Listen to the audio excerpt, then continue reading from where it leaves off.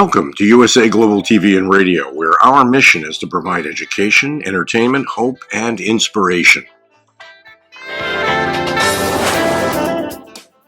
USA Global TV and Radio connects you with experts and audiences all around the world every single day to help you succeed in business and to live a richer life. Visit us at usaglobaltv.com to learn about career and life-changing training and mentoring programs like the Listening Mentor. Subscribe to our newsletter to stay informed about our special programs and offers. Discover how you can become a guest on one of our shows or a host or producer of a USA Global TV and Radio show of your very own. That's USA Global TV and Radio, where the doctor is always in.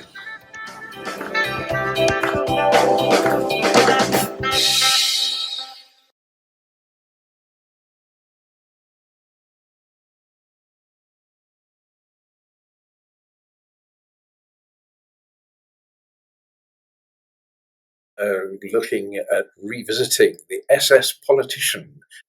It's precisely 83 years, actually, since the historical event which inspired the book and the film of Whiskey Galore, but the true story of the sinking of the SS Politician is even more remarkable than the fictional tale. 83 years ago, on the morning of the 5th of February 1941, during the war years, the SS Politician was heading north past the Scottish Outer Hebrides, having cast off from Liverpool 2 days earlier. Its final destinations, well, Kingston, Jamaica, and New Orleans. After passing the Isle of Man, the weather had worsened, the wind had risen to gale force, and the ship's captain, Beaconsfield Worthington, changed course as a result. Now, this was an unwanted distraction and difficulty for a crew anticipating a winter crossing of a U-boat-infested Atlantic Ocean. Then things got considerably worse. As the winds drove the SS Politician further off course, at 7:40 a.m., a lookout glimpsed land. In desperation, the ship swung away, only to founder on unseen sandbanks off Rosnish Point on the Isle of Eriskay. Events moved quickly after that. The ship's fuel tanks were ruptured, its engines gave up minutes later, leaving the crew to await rescue and salvage of their precious cargo. To the locals, beset by the deprivations of war and rationing, well, this was too good an opportunity to miss.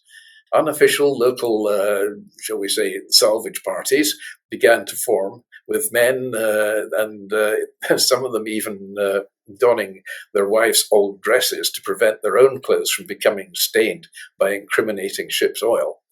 Well, the SS Politician was carrying all manner of trade goods, from cotton to medicines to biscuits, bicycles, but the ship is best remembered for the contents of hold number 5, which was some 264,000 bottles of Scotch whisky. That landing on the Hebridean island. Oh my goodness. Well, they came from far afield, as the Isle of Lewis, and according to reports at the time, few of any regarded what they were doing as stealing. The foundering of the ship made its cargo theirs to save under the rules of salvage. Quite right, too. Well, the authorities, however, didn't share this view, not least because the whisky was destined for the United States, so no excise duty had been paid on it, so they wanted their crust of money out of that. There followed a second attempted land-borne salvage operation, with the police raiding villages and crofts in an effort to recover the liquid cargo, and the locals secreting their ill-gotten gains wherever they could, under floorboards and water tanks, under rocks, buried in the sand on the beaches, and even hidden under the eaves of their homes. Many of the locals who enjoyed the amber nectar simply just drank them. I mean, why not? Some of the salvagers, however, ended up in court, with a few even having to serve short jail sentences, probably to sober up. But many of the estimated 24,000 bottles of whisky salvaged from the wreck by the islanders were never actually seen again. Government excise men, along with the local police, searched the island homes and crofts for missing whisky. Their searches proved to be spectacularly unsuccessful, with only 2 cases of whisky actually being found.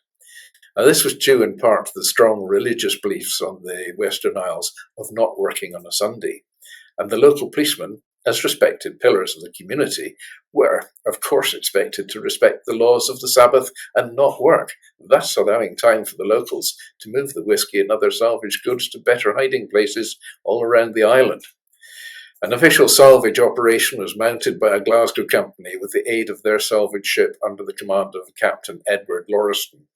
The salvage crew managed to bring out 13,500 cases of whisky and 3 full casks from the wreck.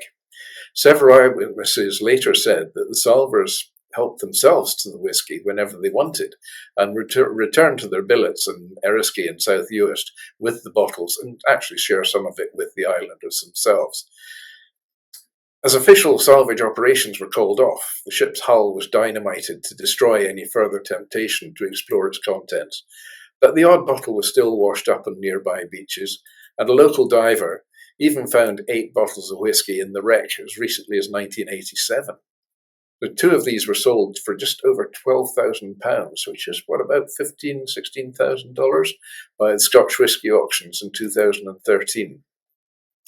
So far, so familiar.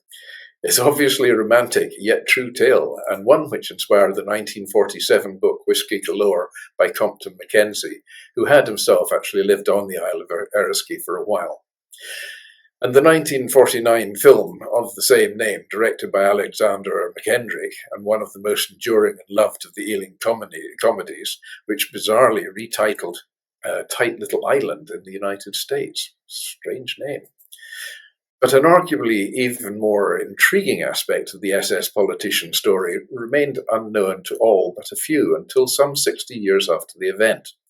According to documents from the Crown Agents released by the Public Records Office in 2001, hold number 5 didn't just contain whisky, it also held 290,000 10-shilling and £1 notes, destined for the then colony of Jamaica. In other words, about £300,000, or in modern terms, several million pounds worth. At first, the authorities were not hugely concerned. They were much more focused on recovering the missing whisky, which they were very aware of being like liquid gold to the islanders. The 8 cases containing the money were first reported to be covered in fuel and water, then presumed swept away by the seas. At one point, the head of the salvage operation was said to have given away a few as souvenirs. Even some of the island children were found to be playing with the water-stained banknotes. Then reports filtered through of some of the notes being found on the island of Benbecula, 25 miles to the north of the wreck site. Now, this was potentially more worrying, but even if the islanders had got their hands on some of the money, what would they spend it on? I mean, in the Outer Hebrides of tiny little islands, during wartime? By June 1941, 4 months after the SS politician's demise, branches of the Barclays and Midlands Bank in Liverpool in England began reporting the presentation of water-damaged Jamaican 10 shillings and £1 notes. Then by 1943, the notes had actually turned up in London across the south of England, in Stoke-on-Trent and into the north of Scotland. So by 1958, the Crown Agents had made a final tally of the 290,000 notes. 211,267 had been recovered. So 2,329 had been presented in banks all over the world, including the United States, Switzerland, Ireland, Malta, and of course in Jamaica. And the agents estimated about 2/3 of these had actually been presented in good faith. Yeah, right. That leaves 76,404 notes, or about £50,000 worth, unaccounted for, along with maybe 24,000 bottles of whisky, not to mention the rest of the ship's cargo. How much was taken by the sea, and how much fell prey to impromptu salvage operations mounted by the locals of Eriskay and Barra and North and South Uist, Lewis and Harris? Well, we'll almost certainly never know.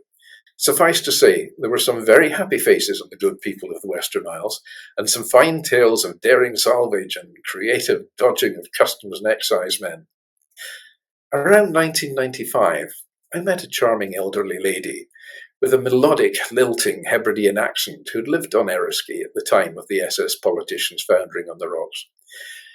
She told me of some of the characters on the island who had been involved in shall we say, liberation of some cases of whisky, to save it from the ravages of the Atlantic. As she reminisced of that fateful night, she rummaged in her purse and took out a neatly folded piece of paper, which she carefully unfolded and handed to me to inspect. It was an aged piece, elaborately printed with blue-grey ink, proclaiming, "Government of Jamaica, £1."